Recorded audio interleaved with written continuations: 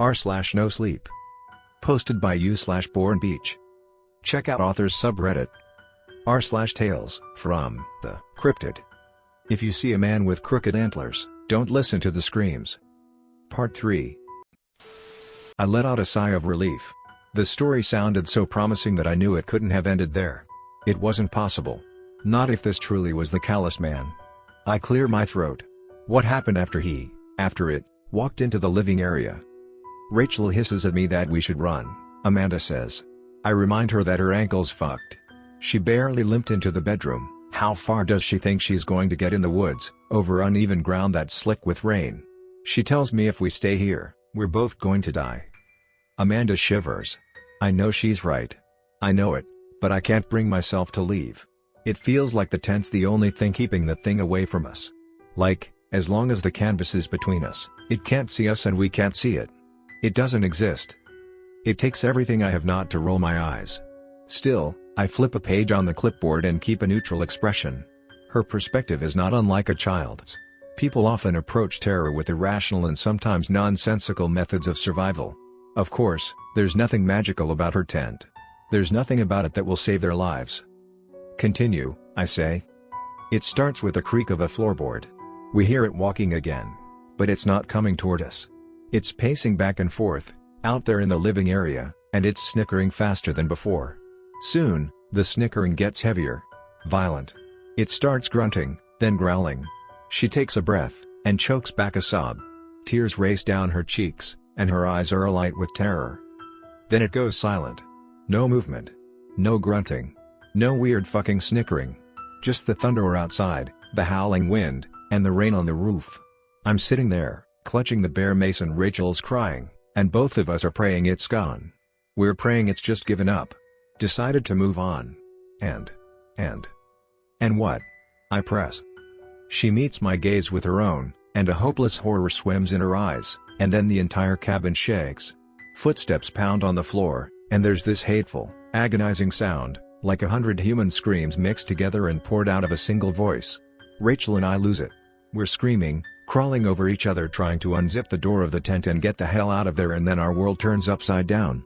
It's like we've been thrown in a washing machine. My head cracks off her knee and we're rolling around, bouncing in this cacophony of sound and fabric, and then I realize the tent's been lifted off the ground.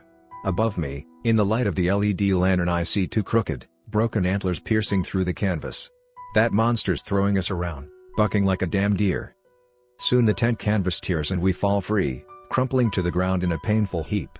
Rachel's scrambling over me, holding the lantern in her hand, and in the madness of it all I see her make a break for it toward the window. As she does, the light passes over that fucking monster. Amanda chokes back tears and sniffles. I'm sorry, she says. I just need 1 second. Of course. I reach into my jacket pocket and retrieve a set of tissues. I pass them to her. Here, blow your nose. She does.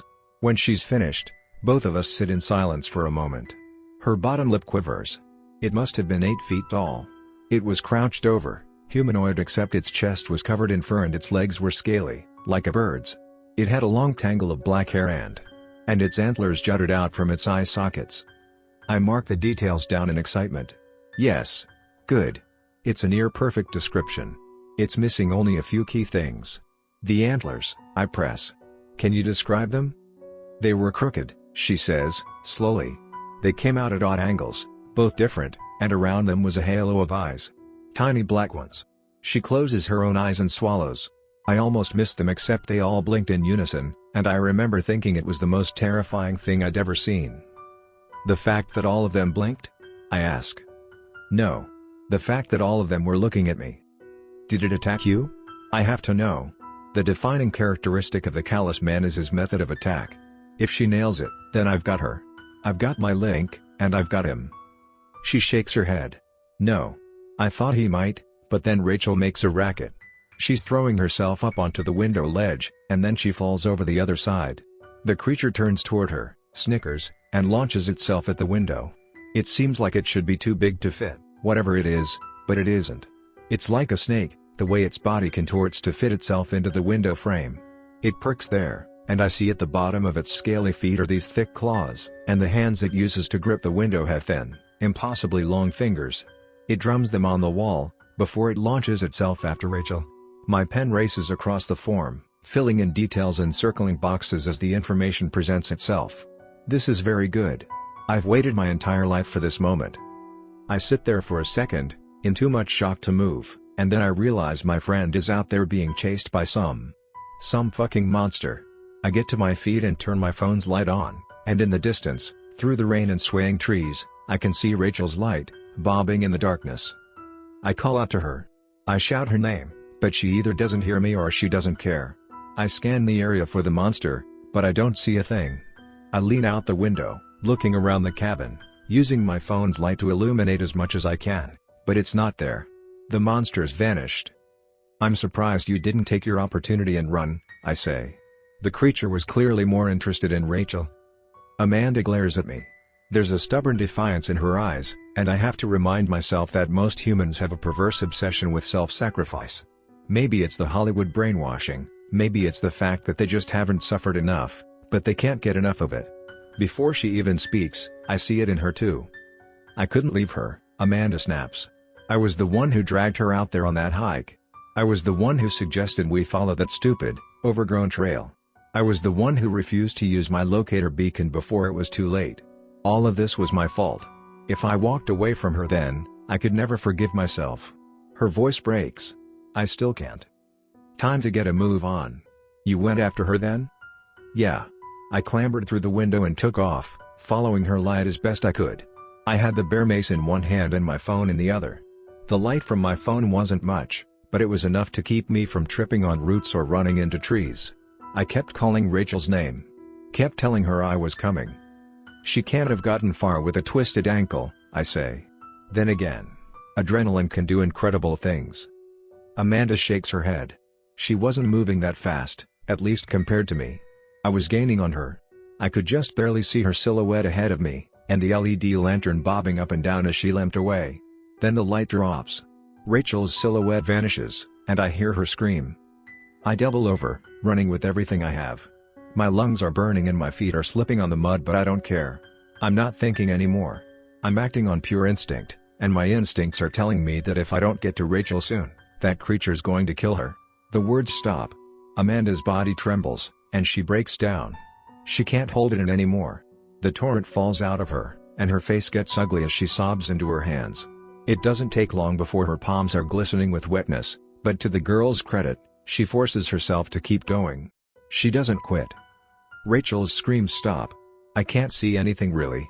The lantern's on its side far ahead of me, and I can just barely make out a shape in the darkness. It's the sound that still haunts me though. I think it always will. What sound? This wet, tearing sound. Like skin being torn, and blood splattering the ground. It's followed by a dull crunch, and then I hear slurping. Swallowing. I charge forward and I'm basically just adrenaline at this point. I hold my phone up as I close the distance and I see it. She takes a sobbing breath. I see the man with the antlers for eyes. He's crouched over Rachel's corpse, and one of her arms has been torn in half, dangling by a thin strip of flesh. It's missing her hand. Blood is everywhere, and it's still spurting out of her torn limb. I'm too stunned to move. Too shocked at seeing my friend, dead on the ground in front of me, being eaten by this thing. Her voice trembles, and she launches into another fit of tears.